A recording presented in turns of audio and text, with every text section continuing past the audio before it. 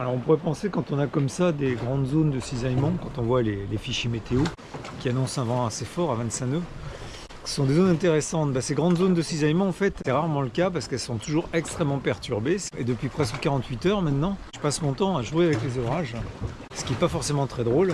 Et là, je vais encore m'en cogner un. Et jusqu'ici, j'avais gardé un peu de grand voile. J'étais au 3e riz. Et quand les grains arrivaient, je roulais un peu le génois. Et là, je viens carrément d'affaler la GV parce que le vent tourne tellement après ces orages que je passe presque plus de temps arrêté à essayer de suivre le vent derrière que de me retrouver dans le vent synoptique qui est censé être un vent de sud. Et pour l'instant, je reste que sous trinquette parce qu'il y a encore un orage là-bas qui arrive. Et donc pour l'instant, je vais rester que sur les voiles d'avant, dans 4 nœuds de vent en ce moment. Les voiles qui elles aussi souffrent de cette situation. J'avais déjà sur le génois la bande UV qui se déchirait. Sur le dernier orage qui est passé, sur la trinquette aussi, la bande UV a rendu l'âme. C'est très grave, ça ne change rien à la qualité de la voile, à la résistance de la voile. Ça fait un peu... ça fait pas bateau en très bon état, mais bon, c'est comme ça.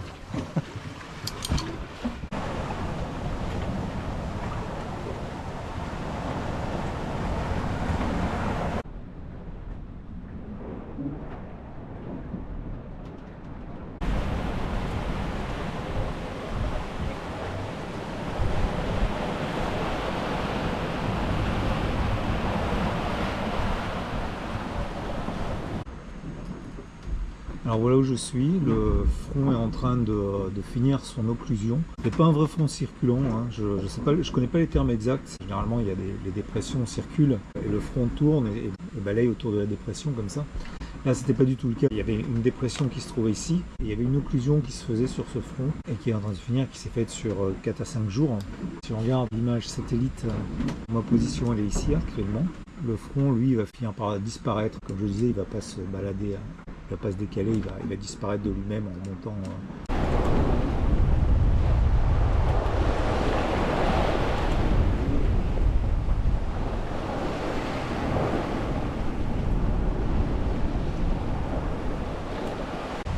Donc le front qui s'en va, et derrière, un peu de ciel bleu. Le vent a tourné. Là maintenant, c'est un vent qui vient de l'ouest. La mer est toujours assez agitée. Il y a des creux là maintenant qui sont de l'ordre de 2 mètres encore. Je ne cache pas, je suis content de voir ce front partir parce que j'en avais marre. C'était une petite, je ne vais pas dire une petite épreuve, mais c'était pas des conditions confortables, quoi. Avec un vent fort, mais surtout très irrégulier, qui pouvait tomber des fois à 10 nœuds et monter à 40 nœuds.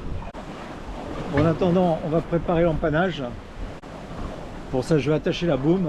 Serrer le frein de baume au cas où, parce que le bateau bouge beaucoup. Rouler le génois, empanner, direction le nord, parce que maintenant il faut essayer d'attraper une prochaine petite dépression qui va passer, mais elle va passer beaucoup plus au nord. J'ai réussi à voir celle-ci qui s'en va là, que j'ai accompagnée pendant ces 5 derniers jours. Maintenant il faut pas louper le coche de la suivante, hein, parce que pour arriver jusqu'à La Rochelle, les prévisions pour l'instant elles sont vraiment pas bonnes. Les jours où je m'approchais du golfe de Gascogne, je me retrouvais avec un vent de face de l'ordre de 20 à 25 nœuds.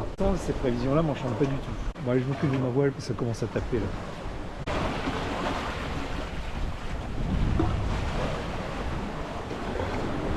Je me prends bien les vagues par l'arrière.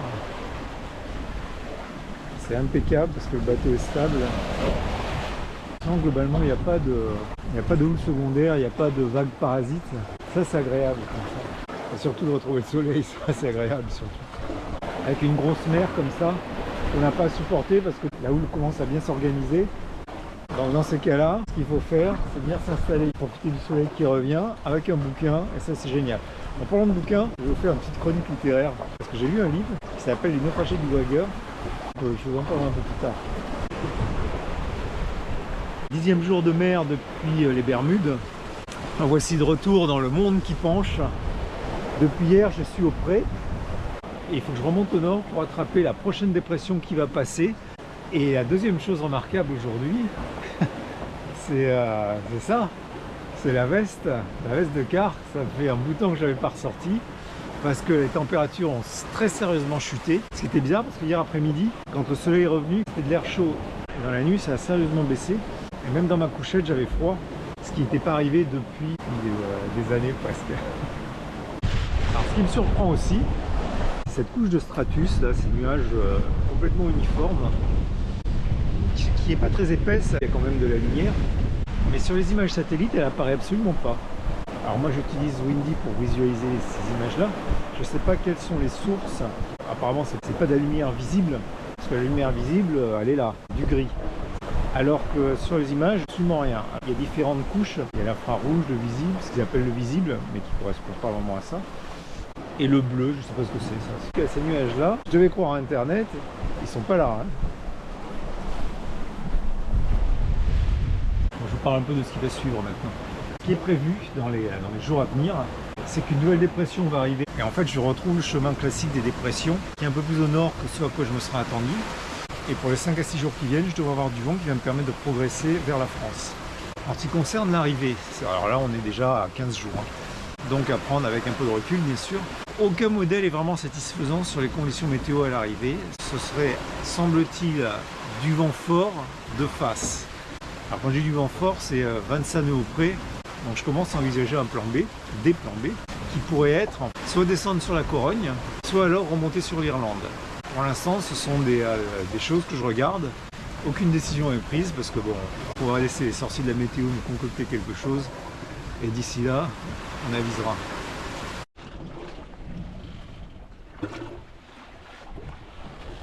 C'est agréable d'avoir un répit de quelques heures comme ça. Ça va durer que quelques heures.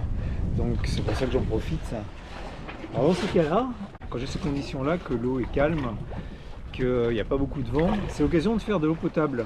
J'ai un désalinisateur à bord, avec 2 réservoirs principaux d'eau potable, de 250 litres chacun, ce qui fait 500 litres, et des bouteilles d'eau que je remplis pour ma consommation d'eau potable personnelle.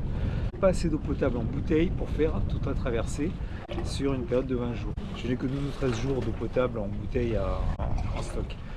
Donc c'est pour ça qu'à chaque fois que j'en ai l'occasion, je fais de l'eau potable, et notamment je reconstitue ce stock d'eau en bouteille à boire. Alors après, dans la gestion globale de l'eau douce, que même si par exemple le désalinisateur tombe en panne, j'aurai toujours le recours de boire l'eau des réservoirs, ce que je ne fais pas puisque je la réserve simplement pour la douche, la vaisselle, des choses comme ça. J'ai toujours un réservoir de travail, on va dire, de 250 litres. Quand celui-là est vide, je ne touche pas normalement au deuxième réservoir qui doit être là uniquement au cas où, si vraiment il se passait quelque chose, plus en mesure de faire de l'eau potable, je puisse avoir 250 litres d'eau douce à bord, même si c'est pas de l'eau douce que j'aurais vraiment envie de boire. Mais bon, au cas, je ne ferai pas la fine bouche. C'est aussi l'occasion de faire du ménage, du rangement. C'est incroyable la quantité d'écailles de poisson, par exemple, qui peut rentrer dans le bateau. Je ne sais pas d'où elles viennent. Enfin, je sais pas d'où elles viennent. Si, elles viennent de là. Comment elles arrivent exactement à l'intérieur, c'est un peu un mystère. C'est l'occasion de faire des petits réglages. J'ai repris la tension des drisses de génois, de trinquettes. Là par exemple, j'ai comme la manille textile de la Bastac Tribord avait cassé. Je l'avais remplacé par un transfilage. J'ai fait pareil pour celui-là. En fait, je l'ai mis trop haut. Ce qui fait que quand j'utilise la Bastac, au niveau du winch, là, ça surpatte. Il faut que je la raccourcisse et donc que je repositionne cette poulie-là de façon à ce qu'elle ne puisse, quand elle travaille, ne se gêne pas mutuellement. Bon, ce petit break de quelques heures aura été agréable. Je vais remettre en route parce que là, j'étais simplement resté sur la grand voile, le temps de me doucher, de faire la vaisselle, de manger, de profiter un peu. Et le voyage continue. Hein. J'en suis au 12e jour de navigation depuis les Bermudes. Alors ces derniers jours là, les conditions de navigation sont vraiment agréables. Il y a quasiment toujours eu un peu de vent. Le bateau avance bien, la houle et la mer restent belles, ce qui fait que le bateau n'est pas arrêté par les vagues. Ces derniers jours, j'ai pas tellement progressé vers l'est. Je suis surtout remonté vers le nord parce que je voulais récupérer le vent d'une dépression qui va passer. Et actuellement, là, depuis 24 heures, petit à petit, le vent monte. Hier, j'étais à 10 nœuds, aujourd'hui, je suis à 15. J'attends un front qui devra arriver peut-être demain matin. Une autre dépression est actuellement en train de se former au niveau des côtes américaines. Et je devrais pouvoir la récupérer elle aussi dans 4-5 jours. Alors maintenant que je me retrouve au niveau du 45e parallèle, il faut que je fasse un choix au niveau de la route à suivre. J'ai présenté le topo météo, c'est-à-dire une succession de 2 fronts. Au niveau de la route à choisir maintenant, le routage me propose à peu près 2 choses. Une route plutôt nord, au-dessus d'Orthodromie, pour rejoindre La Rochelle. Mais comme actuellement il y a ce champ de haute pression qui bloque à peu près tout sur la France, je ne sais pas ce que ça sera dans 10 jours pour moi je vais y arriver. Si c'est toujours le cas, je me réserve un plan B qui est de non pas essayer de tenter de rejoindre la Rochelle dans une zone où il n'y aurait pas de vent, mais plutôt de descendre vers la Corogne en Espagne, et là d'attendre pour traverser le golfe de Gascogne, c'est à peu près 2 jours et demi, 3 jours de navigation. Donc j'ai le choix actuellement entre suivre ce que me disent les routages, de remonter pour utiliser au maximum ces dépressions qui vont vers le nord, et ensuite redescendre sur La Rochelle. Soit alors garder une route qui suivrait le 45e parallèle, qui d'ici 6 ou 7 jours me permettrait de dire, voilà, soit maintenant je descends vers la Corogne, soit alors je continue tout droit sur La Rochelle. Parce que je suis à peu près au niveau de la latitude de La Rochelle. La Rochelle, ça doit être le 46 ou 47e. Voilà ce que ça donne les routages. Ça, ce serait l'option nord, qui me mènerait pour le... Alors aujourd'hui, on est le 5 juillet, qui me mènerait dans 9 jours, le 14 juillet, à cet endroit-là. Le routage en bas ici, ce serait un routage qui me mènerait pour le 14 juillet à la Corogne. Et celui du milieu serait là où je me trouverais le 14 juillet en continuant dessus le 45e parallèle. Donc l'idée, c'est de rester au milieu. Et quand je serai arrivé là, je prendrai la décision en fonction des conditions météo. Si les conditions me permettent de rejoindre rapidement La Rochelle, j'irai directement. Sinon, je me détournerai sur la Corogne. J'irai passer quelques jours à Coruña. C'est beau là-bas. Je vais vous parler d'un livre que j'ai lu là qui s'appelle Les naufragés du Wager, utilisé la prononciation à l'anglaise. Alors le plot, je ne vais pas vous spoiler, mais c'est le récit d'un naufrage. Des marins qui vont sur un bateau, le bateau fait naufrage, et il y a le récit du naufrage, et surtout le dénouement de l'après-naufrage. Mais ce bouquin, il a quelque chose de particulier, c'est que généralement la littérature de mer, il y a toujours la représentation du marin ou du naufragé comme un héros face à l'adversité. On trouve ça dans des tas de bouquins comme Robinson Crusoe, bien sûr, même si c'est une fiction.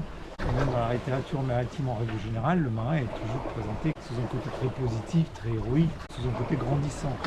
Il y a par exemple les livres du commandant Aubin, j'ai en tête notamment L'empreinte de la voile, où là c'est quelque chose, c'est un récit épique. Alors que dans Les naufragés du Wager, ce livre est vraiment ceci particulier, il donne une vision très déplorable de ce qu'était la marine, de ce qu'étaient les conditions de vie à l'époque, même si c'est pas forcément une surprise, mais on présente rarement les voiliers, ces cathédrales de voile, comme des espèces d'épaves flottantes. D'ailleurs, dans le livre, il parle du monde de bois, il parle pas de navires. Et les navires, ils passent leur temps à prendre l'eau, à être pourris et vermoulus. C'est une description qu'on n'a pas l'habitude de voir. Et les marins même, alors là, oubliez l'image d'aventuriers, où ce sont des ramassis d'incapables, d'incompétents. Ça vaut aussi pour les officiers. Certains, ils ne font pas rêver, ce sont des vieillards qui ont 80 ans, qui sont recrutés de force. C'est une description qui sort vraiment d'ordinaire. Et ensuite, c'est celui qui se présente comme un récit historique, parce que c'est basé sur une histoire vraie. Ouais, l'auteur se présente plus comme un chercheur que comme un écrivain de fiction avec une intrigue. Il n'y a pas d'intrigue. Et donc, il y a la description de ce qui mène au naufrage, du naufrage en lui-même, de la vie des naufragés avec la perte de l'humanité qui va s'en suivre, et de comment eux-mêmes vont s'en sortir. Et ensuite, pour les survivants, de comment vont être présentés l'affaire, de façon à ce que chacun, l'amirauté britannique d'un côté, et les différents clans de naufragés qui se sont formés au cours de cette aventure, que chacun y voit son meilleur jour et que chacun y trouve son intérêt. Et ça, c'est vraiment quelque chose qui sort de l'ordinaire, même si par moments les descriptions qui sont données sont pas forcément très agréables à lire. Mais rien que pour cet aspect-là des choses, ça vaut le coup de le lire. Les naufragés du Wager, de David Gran. Je viens de finir la vaisselle et l'eau, elle est froide. Quand je fais ma vaisselle, je la lave à l'eau de mer et je ne fais que la rincer simplement à la fin à l'eau douce.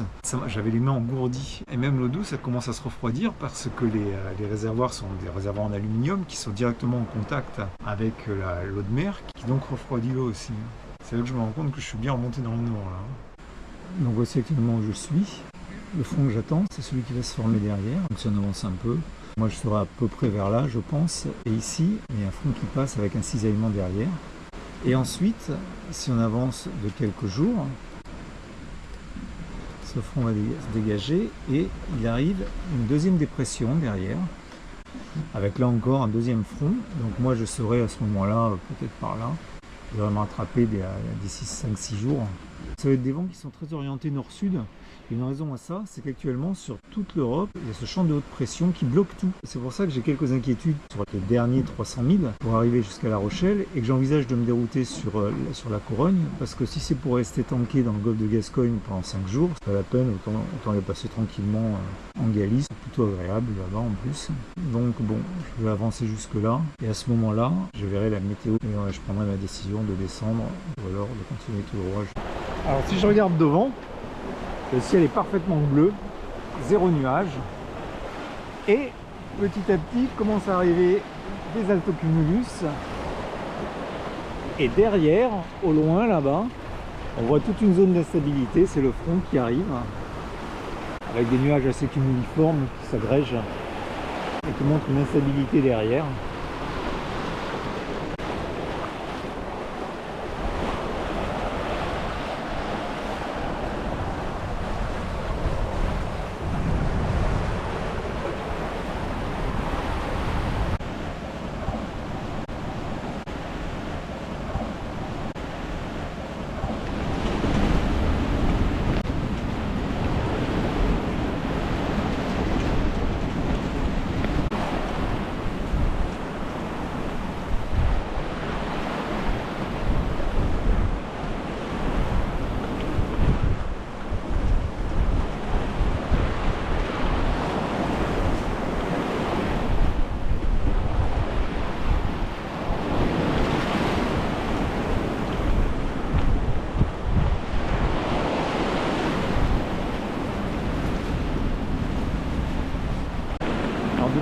jour, je suis accompagné par un groupe de puffins. Ce sont des puffins cendrés, c'est des oiseaux qu'on voit qu'au large, on ne les voit jamais à terre.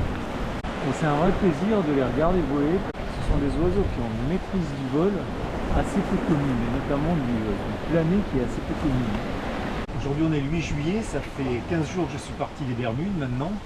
Et je profite d'un peu de répit parce que le coup de vent qui a duré 36 heures à peu près, pas encore complètement terminé, mais là ça s'est bien calmé quand même. J'attends simplement le front cisaillant qui va passer. Actuellement j'ai un vent qui vient du sud, on va dire, après le vent va venir du nord, on va changer d'amure. La transition de ce genre de front est souvent assez rapide, mais ça veut dire dans 90% des cas des orages. Donc c'est pour ça que je surveille quand même. Sinon sur ces derniers jours, je vais en ligne droite. J'ai d'abord suivi le 45e parallèle. En fait j'ai un problème, c'est que je ne sais pas quoi faire. Au niveau de météo, je ne sais pas quoi faire. Ce qui m'attend, il va y avoir un flux qui va... Le flux qui va arriver, ça va donc être un flux qui va venir du nord dans un premier temps et qui va s'orienter petit à petit nord-est et presque carrément est. Donc je vais avoir du vent de face et ça va monter jusqu'à 25 nœuds. 25 nœuds sur des gribes, ça veut dire qu'en réalité, je vais me cogner du 30 nœuds parce que les gribes ont tendance à toujours à sous-estimer les vents forts et à surestimer les vents faibles. Donc je vais me retrouver avec du 25 nœuds de face. Rajouter ça à la vitesse du bateau au près, ça va faire du 30-35 nœuds.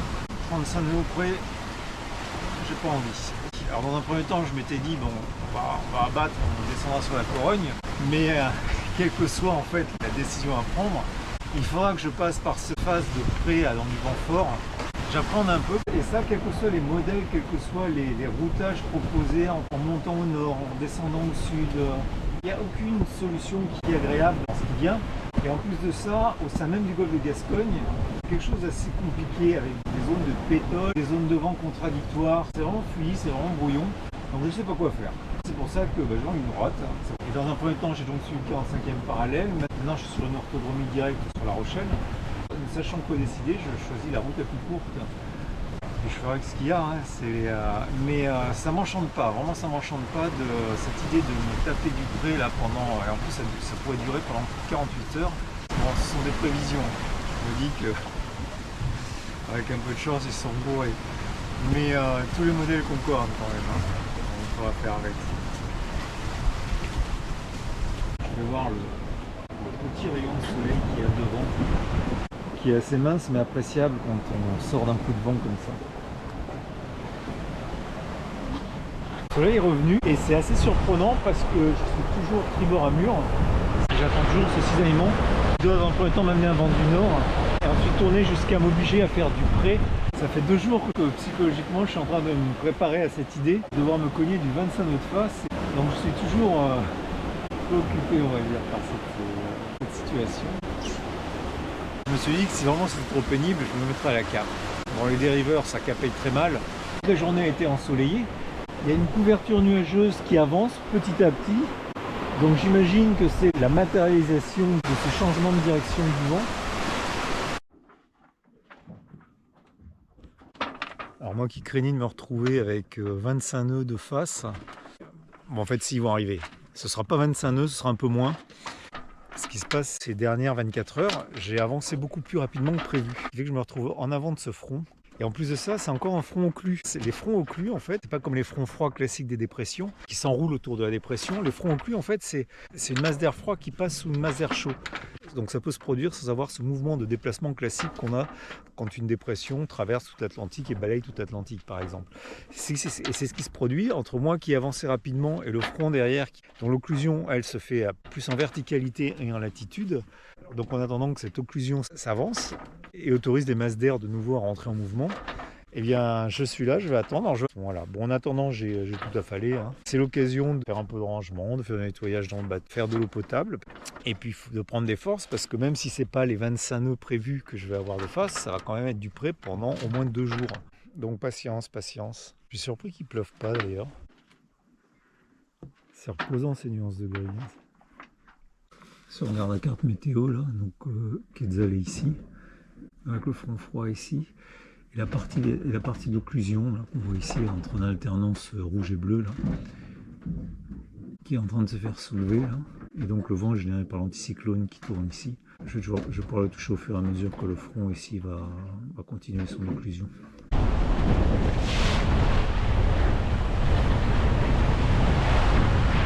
Ça y est, le vent est revenu. C'est un 25 nœuds que je me tape au près. Mais bon, on va dire que c'est la dernière épreuve qui m'attend avant l'arrivée. Mais j'ai au minimum 48 heures de vent de face. Bon, le bateau est réglé à 45 degrés. Mais en fait, il tient pas vraiment. Il est plus du côté de 55-60.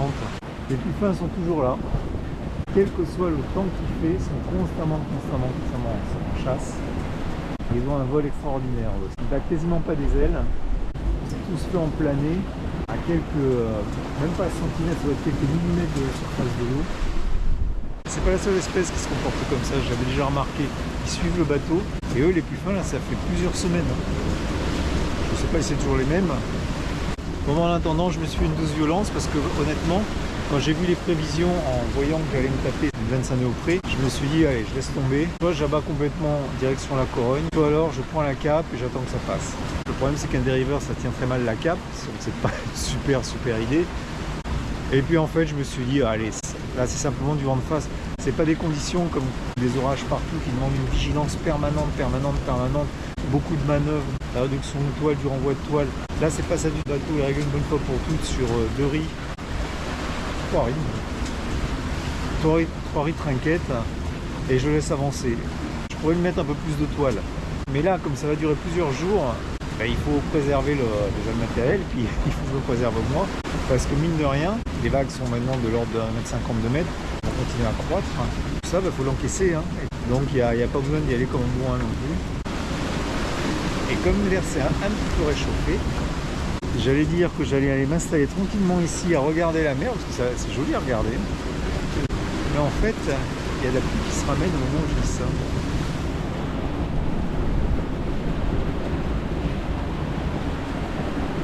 On va la laisser passer. On ira m'installer après.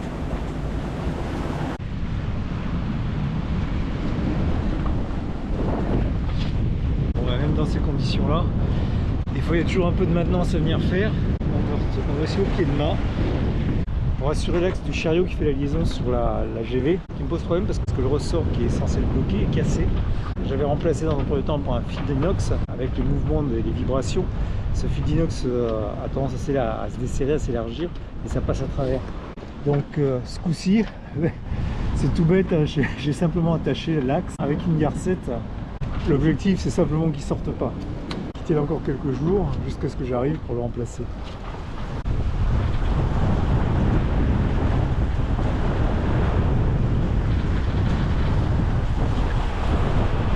La mer est trop dure, c'est difficile de se déplacer, c'est même dangereux. Le mouvement du bateau, on est projeté partout. Donc il n'est pas question de cuisiner, de manger ou quoi que ce soit. J'attends la tombée du jour, c'est la tombée du jour. Ça ne s'est pas amélioré, je commence à réduire et à ralentir. Pour l'instant, tant que je tiens le coup, je continue.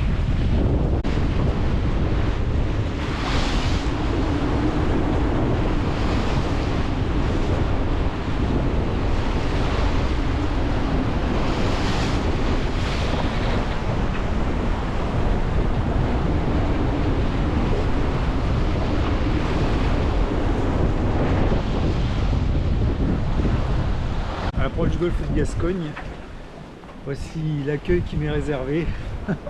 Alors que la France est sous la canicule et la sécheresse, et ici c'est pas le cas. Ça fait plusieurs jours maintenant que j'ai ce genre de conditions qui sont pas très bonnes, assez tristounettes. J'avance au près dans un vent qui alterne entre la pétole complète et parfois ça monte jusqu'à 25-30. C'est pas des conditions de navigation très sympas. La mer va avec de toute façon. Là c'est à peu près calme. Les vagues font 1 m, 1 m 50. Dans la nuit c'était beaucoup plus compliqué. Et il s'est passé quelque chose d'ailleurs cette nuit qui m'a un peu inquiété. J'étais en train de dormir et l'alarme radar s'est déclenchée. J'ai été voir à l'écran, il n'y avait rien, je passe la tête dehors par acquis de conscience, comme ça je vois rien non plus. Et là l'alarme se redéclenche encore, je reviens à l'écran et là il y avait un petit spot très près. Je ressors dehors et à force de regarder, parce que là il y a du brouillard en fait, je finis par voir un feu de navigation, un feu vert. Moi j'étais déjà à 45 degrés du vent, un feu vert, donc lui il me présentait son tribord. J'étais incapable de savoir exactement à quelle distance il était, ni quelle était sa route exactement, parce que je voyais qu'il y a un feu comme ça. Donc j'ai tout choqué pour arrêter le bateau en fait. Honnêtement j'en ai parlé parce que je savais pas ce que c'était. Et ça devait être un voilier, parce qu'il n'avait qu'un seul feu. Il est passé assez rapidement et très près de moi en fait. Mon radar, l'écho, il était 300 mètres. Dans la brume de nuit, sous la pluie, sans AIS, je me suis dit, waouh, les mecs ils sont chauds pour naviguer comme ça maintenant. Je suppose qu'ils étaient en équipage. Faut pas croire que le coup de la veille en équipage, le fait d'instaurer des quarts, ça assure une veille efficace, c'est complètement faux. Pendant longtemps je naviguais en équipage. Celui qui est de quart, surtout la nuit d'ailleurs, ce qu'il fait c'est qu'il vient se planquer sur le roof, il regarde vers l'arrière du coup, parce que comme ça il est abrité. Faut pas croire qu'il passe son temps à regarder. Déjà que la veille humaine des professionnels est loin d'être parfaite. Alors imaginez, c'est des plaisanciers comme nous, qui n'avons pas ce feeling et cette notion de responsabilité intrinsèque. L'efficacité de la veille humaine, c'est un mythe complet. Et même moi, quand ça m'arrive d'être dehors et de regarder autour, combien de fois est-ce que l'AIS ou le radar m'a détecté des choses que même moi, en étant ici et en regardant autour, j'avais même pas vu, je compte plus. Bon, ceci dit, en regardant ce beau temps là, je vais parler un peu de la météo qui m'attend. La météo est illisible, je vais faire voir à l'écran ce que ça donne. Je suis même pas capable de dire si ça va être du vent fort ou du vent faible, globalement. Par exemple, cette nuit, on avait annoncé du 15 nœuds, cette nuit c'est monté à plus de 30 nœuds. Donc je sais pas, c'est un peu désolant pour l'arrivée. J'aurais préféré autre chose pour les derniers jours de navigation. Alors tout à l'heure je vous parlais d'une météo confuse. Moi je me trouve ici il y a 500 000 jusqu'à La Rochelle. Ça fait un peu moins de 1000 km. Regardez la situation dans le golfe de Gascogne. Ça part un peu dans tous les sens. Il y a du vent d'ouest ici, du vent de nord ici, du vent d'est ici, du vent de nord-est ici. Et au milieu de tout ça, il y a des zones sans vent qui se baladent. Alors une nouvelle fois, je suis arrêté dans la pétole. Bon, je ne les compte plus maintenant, ça fait plusieurs heures maintenant. J'en profite pour essayer de débloquer une situation.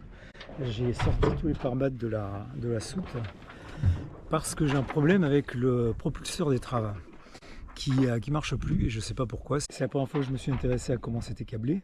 Donc je l'ai ouvert et je suis en train d'essayer de faire quelques tests. Et c'est touchy comme truc parce que sans propulseur d'étrave, les manœuvres de port deviennent très très compliquées. Donc ce serait bien que je trouve quelque chose avant que le prochain orage arrive. Alors je vous ai encore jamais amené à la cale. Donc voilà mon propulseur qui me pose des soucis en ce moment. Et voilà où devrait se trouver le gain d'eau que j'ai dû enlever parce que lui non plus il marche pas.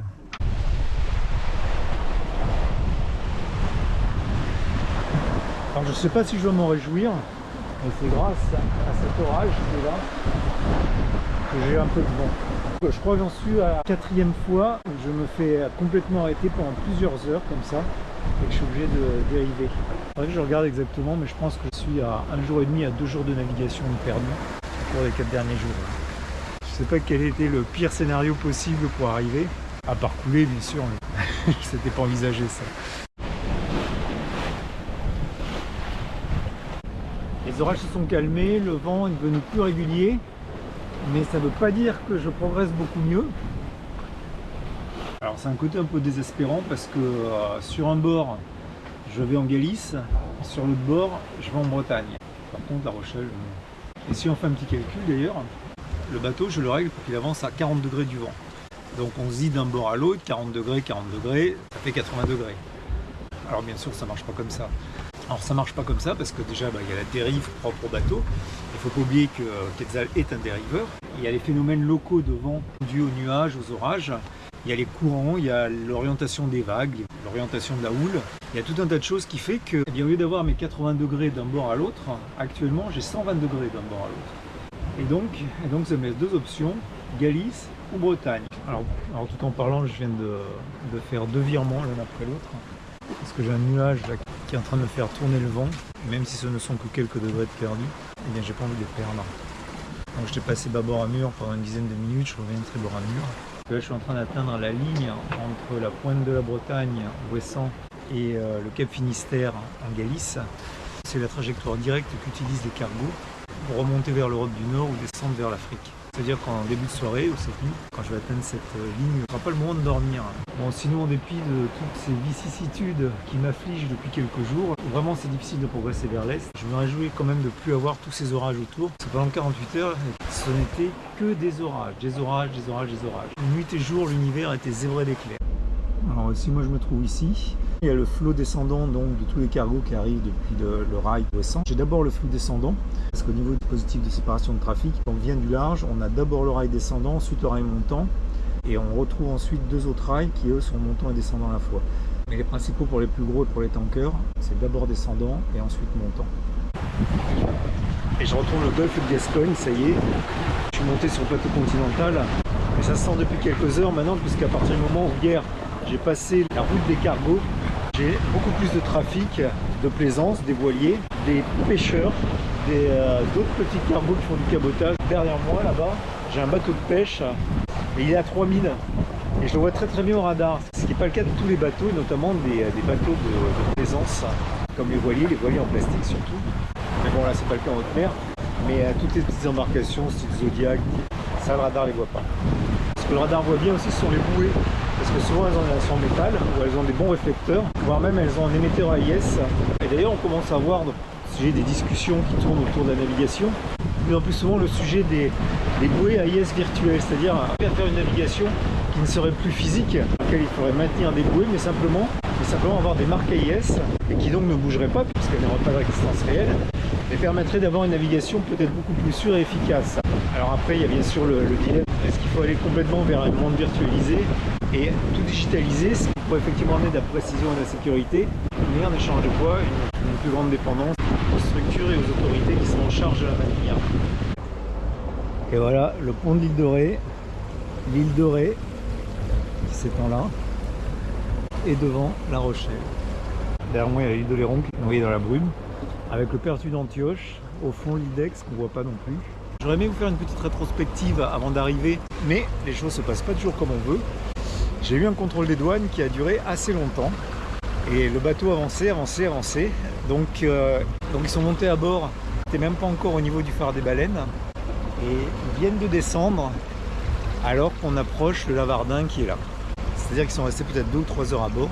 Et maintenant, il faut préparer l'arrivée. Je vais demander une place à La Rochelle, mais pour ça il faut que le bateau soit prêt, toutes les amarres en place, les défenses tout autour du bateau, enlever la capote de façon à avoir la visibilité, enlever le filet bien sûr. Tout ça, ça prend un certain temps. À chaque fois, c'est une trentaine de minutes. Donc je vais le faire tout de suite. Et j'essaierai de vous raconter la fin une fois que je serai arrivé au port. Alors j'avais tout préparé pour filmer le montage, j'ai pas mis la GoPro en marche. En plus, ça a été nickel.